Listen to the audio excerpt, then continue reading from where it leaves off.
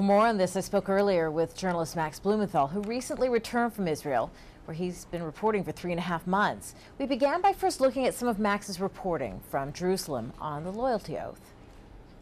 So would you swear loyalty to the Christian state of the U.S.? The U.S. is not a Christian state. But if they asked you? But it's not Christian. If they would ask me, then it would be the U.S. Why not? Because the U.S. is freedom for all, freedom of religion.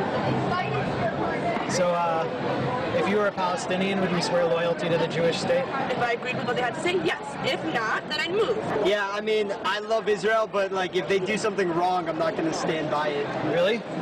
Like what would be wrong? Like murdering billions of people.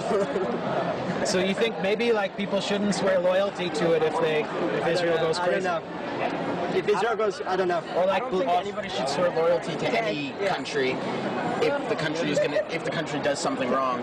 Like bombing Gaza with white phosphorus or something. No, not like that.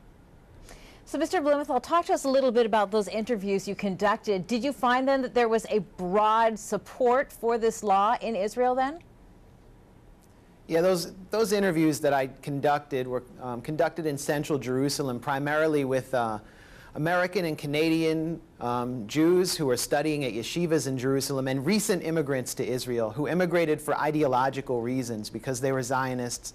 And most of them supported the loyalty law. I had them read an oath on camera, which was loosely based on the Wehrmacht oath to Hitler. I changed Hitler to the Jewish state, and what I wanted to illustrate is the susceptibility of average citizens, including young people, to fascist ploys, to the lures of fascism. Most of them were happy to read this loyalty oath and to swear loyalty to the Jewish state of Israel, even if they weren't citizens of Israel. And this is a really disturbing trend within Israeli society, where people who are unable to define what a Jew exactly is, including Benjamin Netanyahu, who is an atheist, or Avigdor Lieberman, the foreign minister, who leads a proto-fascist party, Yisrael Beitenu, that's been pushing for this law, and is himself an atheist, who has a constituency of Russian immigrants who do not practice Judaism generally, who are secular, and who are at the same time pushing for civil marriage, non-religious marriage, and they are seeking to define Israel as a Jewish state. So Israel is in an identity crisis, and this law reflects that. It also reflects a deep-seated cynicism. Well, but let me just follow up a little bit on some of the points you've made there, because when we talk about this loyalty oath, I mean, aren't there already laws on the books declaring Israel a Jewish state? So I'm wondering, who is this law directed at specifically? Well, this law is an amendment to the citizenship law, so anyone seeking to become a new citizen of Israel would have to swear loyalty to the Jewish state, and it's currently not in it's not in the current citizenship law.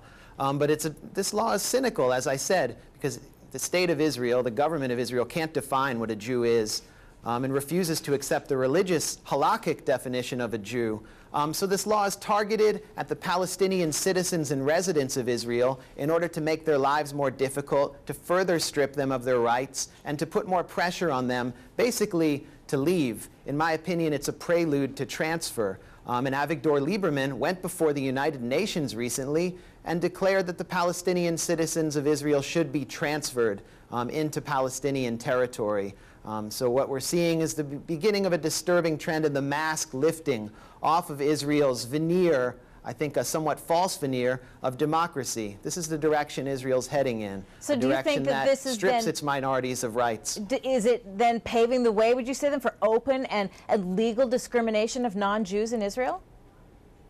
Well, there already is open and legal discrimination of non-Jews in Israel. One of the first laws passed after the establishment of the State of Israel, the absentee law in 1949, openly discriminates against Palestinians who were forced out of their homes and forced off of their property in 1948, and prevents them from returning to their property. And we've seen law after law discriminating against the Palestinian minority. So this is just part of a long process, I think, of putting pressure on the Palestinian minority inside Israel to basically leave or accept a second-class status. And according to the Association for Civil Rights in Israel, it's one of 14 anti-democratic bills that have been introduced in the Knesset and which are likely to pass, including a bill that says that anyone who convinces another person to be disloyal to the Jewish state of Israel will go to prison for 1 year. This law is directed against